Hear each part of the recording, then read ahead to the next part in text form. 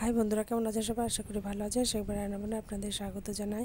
আজ আপনাদের সঙ্গে শেয়ার করব সেই ভাইরাল ডিম ভাজি, রোদে ডিম ভাজি করে দেখাবো। এই যে 45 ডিগ্রি তাপমাত্রা আমাদের এখানে এখন চলছে, তো সেই তাপমাত্রায় আপনাদেরকে ডিম ভাজি করে দেখাবো। তো ভিডিওটি প্রথম থেকে শেষ পর্যন্ত দেখতে থাকুন।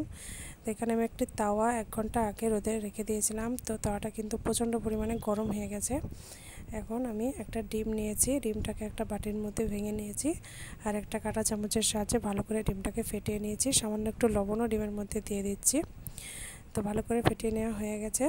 এখন তাওয়ার মধ্যে সামান্য একটু সরিষার তেল দিয়ে দেব আর তেলটাকে খুন্তি করে ভালো করে একটু নাড়াচাড়া করে চারিদিকটা ছড়িয়ে দেব। তো আপনারা ডিম ভাজিটা কীভাবে করব দেখতে থাকুন। তো ডিমের যে ব্যাটারটা, সেখানে আমি ডিমটাকে ঢেলে দিলাম। ডিমটাকে ঢেলে দেওয়ার পর আমি 5 মিনিট এই রোদের মধ্যে একই রকমভাবে 5 মিনিট রেখে দেব। তো দেখতে পাচ্ছেন 5 মিনিট পর কিন্তু আমি দেখাচ্ছি, আর দেখুন কতটা ডিমটার এই পিঠটা কিন্তু ভাজা হয়ে গেছে। এখন খুন্তি দিয়ে ওই পিঠটাকে উল্টে দিচ্ছি।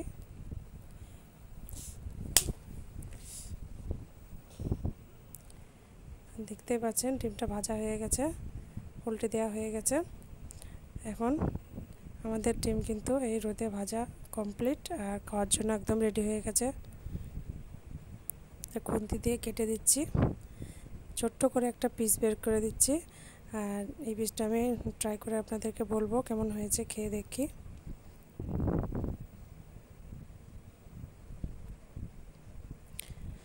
তো ডিমটা কিন্তু খুব সুন্দর টেস্ট হয়েছে, দেখতে পাচ্ছেন। আমি কিন্তু ডিমটাকে খেয়ে নিচ্ছি।